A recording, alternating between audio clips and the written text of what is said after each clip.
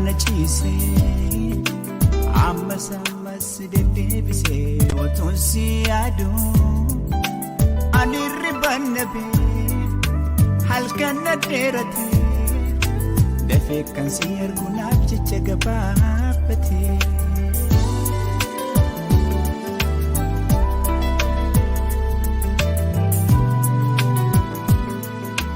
Koma si jaalatu keessaa tokko anaani eenyu abbaan hiree eenyu sitti aanaa halkan googa'u iseetti si yaadaani ati naaf hin beekne beebee kophaa dhukkubsadhaa an beekan si gaa'e osoo beekte irrifataa silaa lafa kaate yoon gachiisee hirriban qabu rafee dammaqee kophaa haasa'u.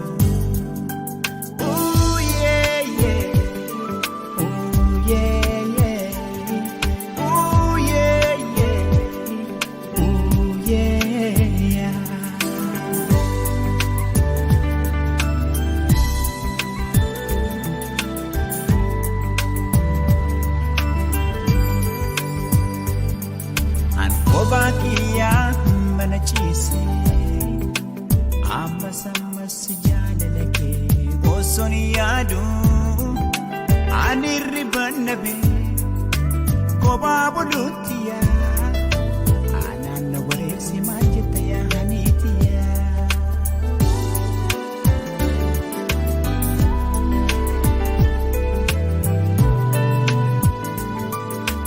Amnaaf mana baatee What's going to say, baby? The children didn't Rabbi na kasi say, oso kaya tati ani, ang silara ko kabo, Yaadu na rabote, ang bigan sikay, oso baby, na pripata sila.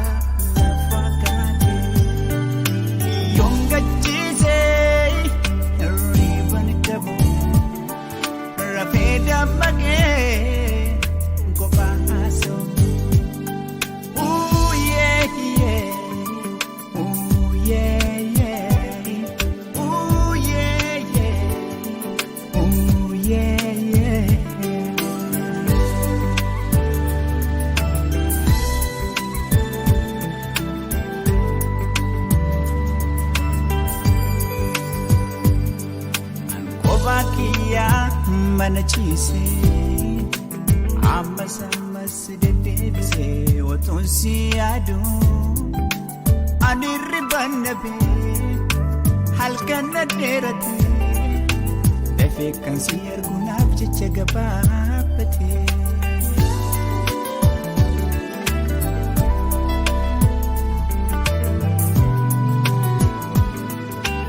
Yaa Rabbi si Safagalatu, baby. Eji kosi male, baby. Kambiran argitu. I'm not manabate. Ogu karayatu hani. Wasi kuitu seha, baby. The children into. I'm big and sick, oh so baby.